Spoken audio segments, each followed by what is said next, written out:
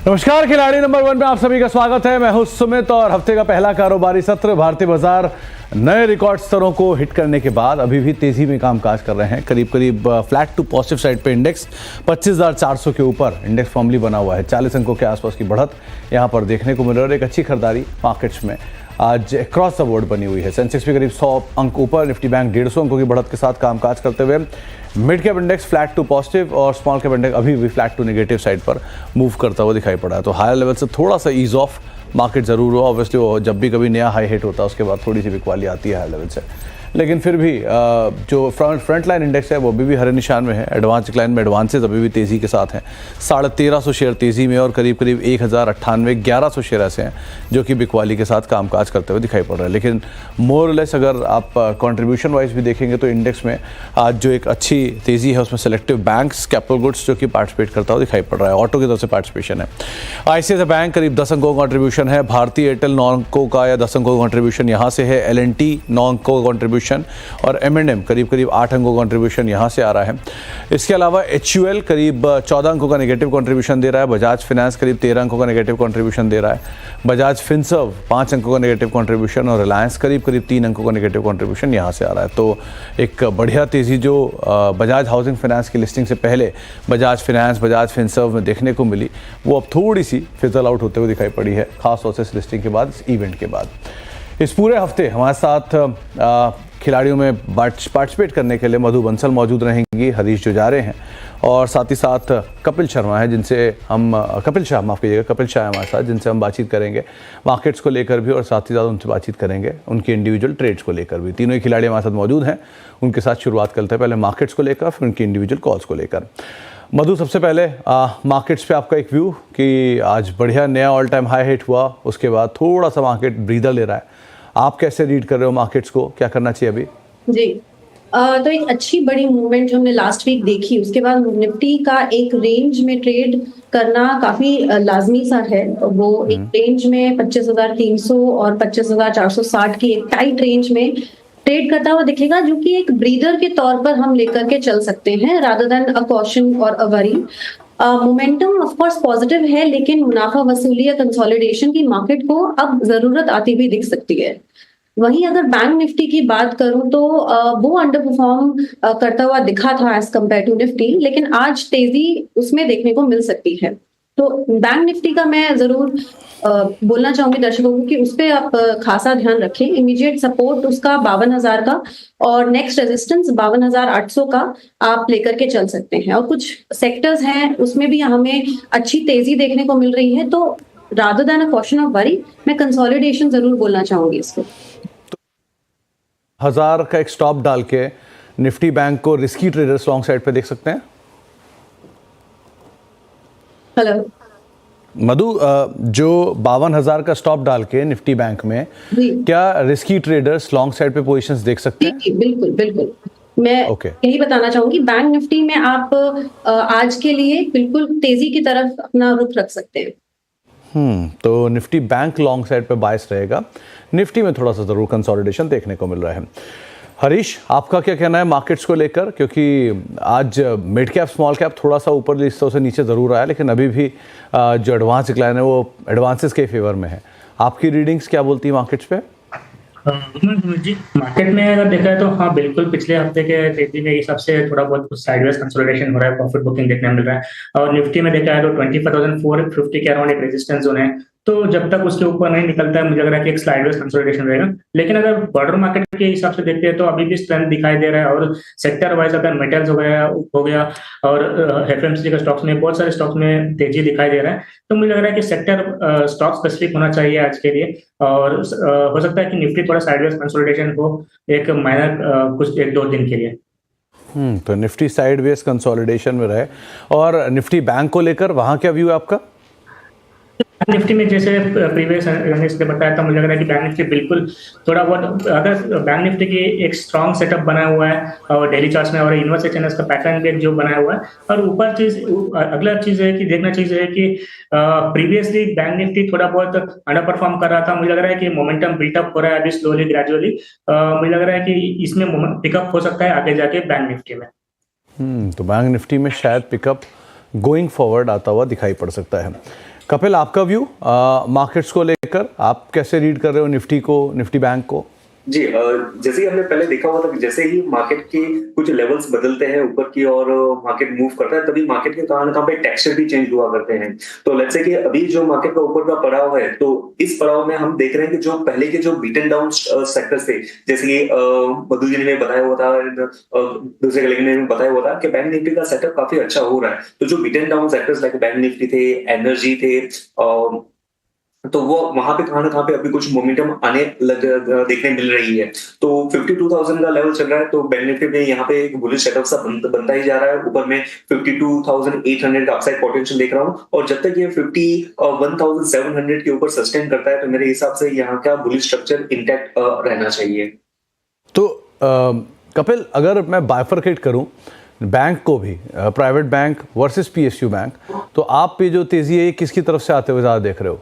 जी, आज का दिन है जहां पे पीयूसी बैंक्स ने कंपैरेटिवली प्राइवेट बैंक से काफी अच्छा परफॉर्म कर रहे हैं, बट ये सिर्फ आज का दिन में ही आउट परफॉर्म किया हुआ है। एक कंसिस्टेंट हमें आउट परफॉर्मेंस नहीं देखने मिला हुआ है, और मेरा रुझान यहाँ पे प्राइवेट बैंक की और ज्यादा ही रहेगा। और प्राइवेट बैंक में भी जो सेकंड टायर स्टॉक्स रहे हुए हैं, जैसे कि फेडरल बैंक, वहां पे थोड़ा सा एक अच्छा पिकअप देखने मिल रहा है। और लार्ज कैप सेट में जो आईसीआईसी बैंक है, तो वहां पे एक बेहतरीन मोमेंटम देखने मिल सकती है। तो private banks, large cap banks, इनके ऊपर आप अदरवाइज नजर बना के रख सकते हैं। इंडेक्स के व्यू के बाद अब जरा इंडिविजुअल कॉल्स की बात भी कर ली जाए, कहाँ कहाँ पर आज लॉन्ग साइड पर या शुरुआत कैसे कैसे पोर्टफोलियोज के साथ होगी। तो मधु, पहली कॉल आपकी तरफ से, आप कौन से लॉन्ग साइड पे, शॉर्ट साइड पे कौन सी कॉल देना चाह रहे हो? जी, मेरा पहला कॉल रहेगा रेणुका में। रेणुका में अगर मैं रेणुका की बात करूं तो एक स्ट्रॉन्ग रिवर्सल मुझे इस ट्रेड में बनता हुआ दिख रहा है, और स्टॉक की पोजीशन अभी अपने इंपॉर्टेंट मूविंग एवरेजेस से ऊपर ट्रेड करने की कोशिश कर रही है। लास्ट वीक का लो और लास्ट वीक का हाई दोनों ही इसने तोड़ करके ऊपर जाने की पूरी कोशिश कर रही है। ये इस तरीके का मोमेंटम अगर इसमें बरकरार रहा तो एक अच्छा हमें इसमें अपमूव देखने को मिल सकता है। जो भी सेक्टर में स्टॉक्स हैं उसमें रिलेटिवली इस स्टॉक में मुझे ज्यादा अप ट्रेंड देखने को मिल रहा है। टारगेट की मैं बात करूं तो मैं 53 का टारगेट और स्टॉप लॉस 46.5 का स्टॉप लॉस इसमें रख करके चलना चाहिए। इनफैक्ट पूरे सेक्टर को टेलविंड भी है एक न्यूज़ फ्लोज का, खास तौर से शुगर के जो अल्टरनेट यूज़ को लेकर न्यूज़ फ्लोज आ रहे हैं, वो कंपनी के लिए या सेक्टर के लिए काफ़ी पॉजिटिव है। इसलिए पूरा शुगर ही आज तेज़ी में है। 53 रुपये के टारगेट्स के लिए आप लॉन्ग साइड पे जा सकते हैं, और जो एक स्टॉप लॉस यहाँ पर मेंटेन करें करीब 46.5 का एक स्टॉप लॉस के साथ। पहली कॉल जो है वो है रेणुका शुगर, जहाँ पर आप लॉन्ग साइड पे जाएंगे। हरीश, आपकी तरफ से पहली कॉल? मेरे तरफ से पहला स्टॉक रहेगा इंडिया सीमेंट में बाइंग का। देखिए, लंबा कंसोलिडेशन था ऑलमोस्ट जुलाई से लेकर अभी तक, तो ये आज के दिन वॉल्यूम के साथ एक ब्रेकआउट दिया ट्रेंड लाइन का। मुझे लग रहा है कि यहाँ पे एक अच्छा बाइंग हो सकता है। करंट लेवल से बाई करना चाहिए। 371 के अराउंड चल रहा है प्राइस, तो मुझे लग रहा है कि 410 का ऊपर का टारगेट रहेगा और स्टॉप लॉस रहेगा 360 का। 360 का एक स्टॉप लेके 410 के टारगेट्स के लिए आप इंडिया सीमेंट में खरीदारी करके चल सकते हैं। वैसे भी मॉनसून जैसे जैसे अब अपने लास्ट फेज़ पे आएगा या एंड साइड पे आएगा और फेस्टिवल की शुरुआत होगी, एक पिकअप आता भी है सीमेंट प्राइसेस में और सीमेंट के स्टॉक्स में, तो आप उस लिहाज से भी इसके ऊपर नज़र रखेंगे। 410 रुपये के टारगेट्स के लिए 360 का एक स्टॉप लॉस यहाँ पर मेंटेन कर चलने के लिए आपको दी जा रही है। कपिल, आपकी तरफ से पहला कॉल? बेसिकली मार्केट का टेक्सचर अभी भी रिस्क ऑन मोड में ही है, और माइक्रो कैप स्टॉक्स है जो काफी अच्छे से मूव कर रहे हैं ऊपर में, तो वहां से ग्रिप्स कॉटन मैं एक चूज करना चाहूंगा। 188 के लेवल पे चल रहा है, 184 का स्टॉप लॉस रहेगा, और ऊपर में 225 के टारगेट देखने मिलेंगे। 225 के टारगेट्स के लिए आप ग्रीव्स कॉटन को देख सकते हैं। कितना स्टॉप लॉस आपने बताया इसमें कपिल? 184 का 184 का एक स्टॉप, और 225 के टारगेट्स के लिए आप खरीदारी कर सकते हैं ग्रीव्स कॉटन में। डे हाई के आसपास ये ऑलरेडी कामकाज करता हुआ दिखाई पड़ रहा है। 3 स्टॉक हो चुके हैं। दूसरी कॉल आपकी तरफ से मधु? जी, मेरी दूसरी कॉल जो रहेगी वो आप ग्रेफाइट में ले सकते हैं। ग्रेफाइट अभी 541 के आसपास काम कर रहा है, और जिस तरीके से इसका मोमेंटम है अपने अच्छे सपोर्ट लेवल से एक रिबाउंड के साथ मुझे एंट्री बनती हुई दिख रही है। करंट लेवल्स पर EMA 2050 इनफैक्ट 100 के भी ऊपर ट्रेड करता हुआ एक पॉजिटिव मोमेंटम शो कर रहा है। तो ग्रेफाइट का मेरा टारगेट रहेगा, माफ कीजिएगा, ग्रेफाइट में मेरा जो टारगेट रहेगा वो करीब 590 का रहेगा, और इसमें जो स्टॉप लॉस है मेरा वो 525 के आसपास का रहेगा। 590 का टारगेट और 525 के स्टॉप के साथ आप लॉन्ग जा सकते हैं। ग्रेफाइट इंडिया में डे हाई के आसपास कामकाज कर रहा है और 590 के टारगेट यहाँ पर आप देख सकते हैं। हरीश, आपकी तरफ से दूसरी कॉल। मेरा दूसरा कॉल रहेगा टोरेंट पावर में।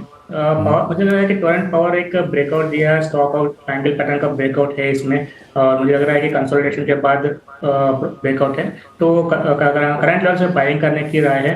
तो करंट लेवल्स और मेरा टारगेट रहेगा 1950 का और स्टॉप रहेगा 1700 का।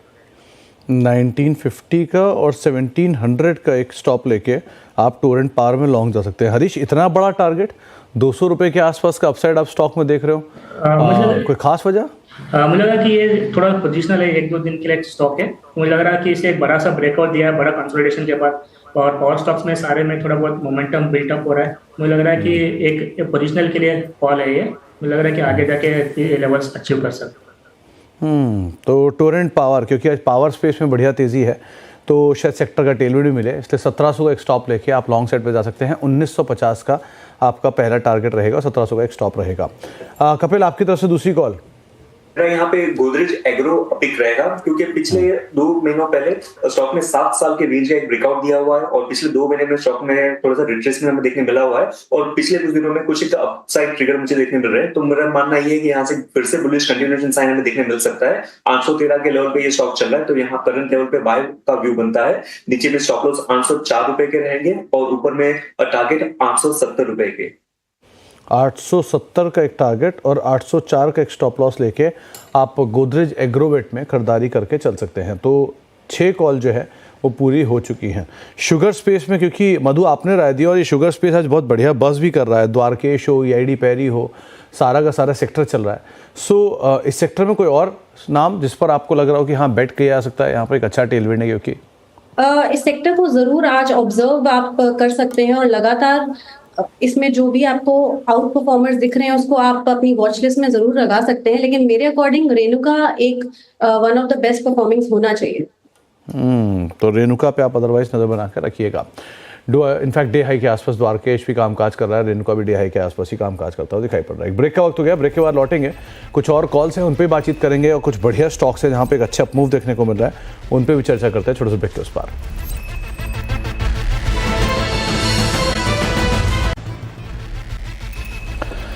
आप देख रहे हैं खिलाड़ी नंबर 1। एक बार जरा वापस बाजार लेकर आइए, क्योंकि निफ्टी बिल्कुल फ्लैट टू पॉजिटिव साइड पे 15 अंकों के आसपास की बढ़त निफ्टी में देखने को मिल रही है। सेंसेक्स जो कि 109 अंक है और निफ्टी बैंक जो कि 148 अंक ऊपर कामकाज कर रहा है। Slightly out performance Nifty bank की तरफ से, लेकिन निफ्टी और सेंसेक्स दोनों डे लो की तरफ ही अब स्लोली एंड स्टेडली जाते हुए दिखाई पड़ रहे हैं।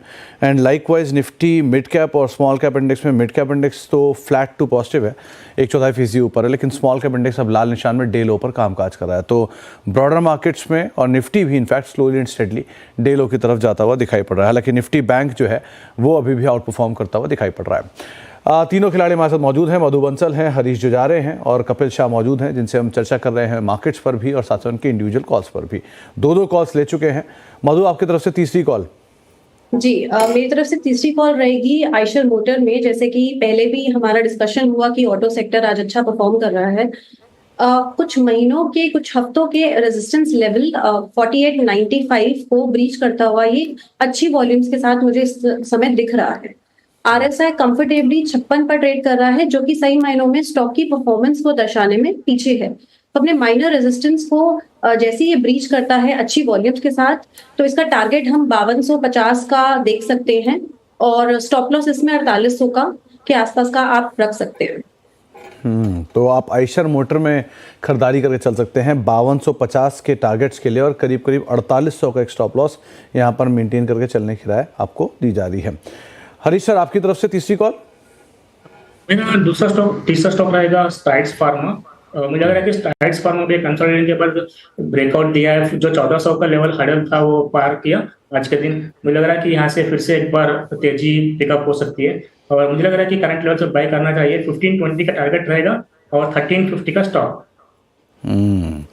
तो स्ट्राइड्स फार्मा 1520 रुपए के टारगेट्स के लिए आप लॉन्ग साइड पे जा सकते हैं। करीब 1350 का एक स्टॉप लॉस यहाँ पर मेंटेन करके चलने की राय आपको दी जा रही है। 1411 के आसपास ये भी कामकाज कर रहा है, तो डे हाई के आसपास स्ट्राइड्स है और करीब 1500 रुपए के टारगेट्स के लिए, 1520 के टारगेट्स के लिए आप इसे भी लॉन्ग साइड पे देख सकते हैं।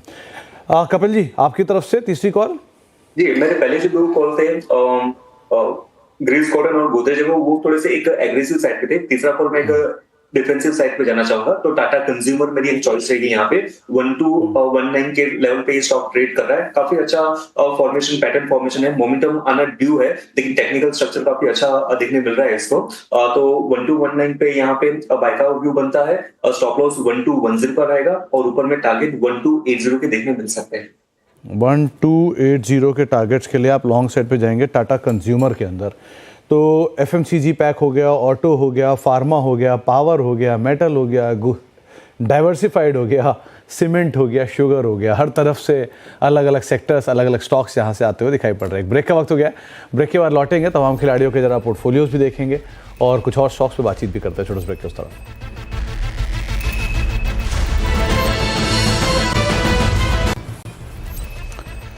आप देख रहे खिलाड़ी नंबर 1 और 25,393 या 25,400 के आसपास निफ्टी कामकाज कर रहा है। सेंसेक्स 100 अंक ऊपर और निफ्टी बैंक भी 176 अंक ऊपर कामकाज कर रहा है। अब एक रेंज के अंदर निफ्टी वापस ट्रेड करता हुआ आपको दिखाई पड़ रहा है। निफ्टी बैंक हालांकि आज आउट परफॉर्म कर रहा है, बेटर साइड पर, एटलीस्ट 1/4% से ज़्यादा की बढ़त यहाँ देखने को मिल रही है।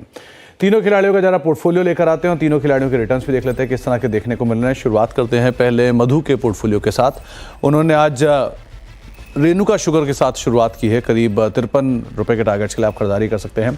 ग्रेफाइट इंडिया दूसरा नाम है जो कि 590 रुपये के टारगेट्स के लिए खरीदारी चलने की राय है और आयशर मोटर 5250 के टारगेट्स के लिए खरीदारी कर चलने की राय, करीब 4800 का स्टॉप लॉस यहाँ पर मेंटेन करेंगे। Contribution wise Renuka 0.5% positive contribution, graphite करीब 1% पॉजिटिव कंट्रीब्यूशन और आयशर करीब 1/4% ऊपर पॉजिटिव कंट्रीब्यूशन के साथ कामकाज कर रहा है। हरीश के पोर्टफोलियो में इंडिया सीमेंट के साथ उन्होंने शुरुआत की 410 के टारगेट्स के लिए, टूरेंट पावर 1950 के टारगेट्स के लिए और स्ट्राइड्स फार्मा करीब 1520 के टारगेट्स के लिए खरीदारी करके चलने की राय उनकी तरफ से आ रही है। जो कंट्रीब्यूशन है उसमें इंडिया सीमेंट 0.5%, टोरेंट पावर 1/4% और स्ट्राइड्स फार्मा 1/4% नीचे कामकाज करता हुआ दिखाई पड़ रहा है, कंट्रीब्यूट करता हुआ दिखाई पड़ रहा है। इसके अलावा कपिल शाह के पोर्टफोलियो में से ग्रीव्स कॉटन से शुरुआत की 225 के टारगेट्स के लिए, गोदरेज एग्रोवेट दूसरा नाम 870 के टारगेट्स के लिए और टाटा कंज्यूमर 1280 के टारगेट्स के लिए खरीदारी की राय, 1210 का एक स्टॉप लॉस यहाँ पर मेंटेन करेंगे। और कंट्रीब्यूशन वाइज 1/4% कंट्रीब्यूशन है ग्रीव्स कॉटन का, Godrej Agrovet flat to negative, Tata consumer flat to negative side पर सो फार कंट्रीब्यूट करता हुआ दिखाई पड़ रहा है। तीनों खिलाड़ियों का जो पोर्टफोलियो है, जो रिटर्न्स हैं वो आपके सामने आएंगे। लीड कर रही है मधु 2% के पॉजिटिव रिटर्न के साथ, हरीश 0.5% का पॉजिटिव रिटर्न और कपिल का फ्लैट टू पॉजिटिव साइड पर सो फार रिटर्न देखने को मिला। तो अभी तो शुरुआत हुई है, लेट्स सी गोइंग फॉरवर्ड कैसे कामकाज होता हुआ दिखाई पड़ता है। आप तीनों का ही बहुत बहुत शुक्रिया। मधु आपका भी बहुत बहुत शुक्रिया, हरीश आपका भी बहुत बहुत शुक्रिया और कपिल आपका भी बहुत बहुत शुक्रिया हमारे साथ आज मौजूद रहने के लिए और बाजार पर सभी शेयरों पर हमसे बातचीत करने के लिए। जाने से पहले एक बार ज़रा बजाज हाउसिंग फाइनेंस का स्टॉक और दिखा दीजिए, क्योंकि आज की लिस्टिंग है एक रोबस्ट लिस्टिंग, रिकॉर्ड लेवल्स पे एक नंबर आया था सब्सक्रिप्शन का और रिकॉर्ड लेवल्स पे ही एक बढ़िया लिस्टिंग होते हुए दिखाई पड़ रही है और करीब 156 रुपये पे, अभी 157 रुपये पे कामकाज कर रहा है और करीब 125% प्रीमियम पर ये ट्रेड करता हुआ दिखाई पड़ रहा है। एक ब्रेक का वक्त हो गया है, ब्रेक के बाद लौटेंगे और कमोडिटीज़ मार्केट के अपडेट देखेंगे। नमस्कार।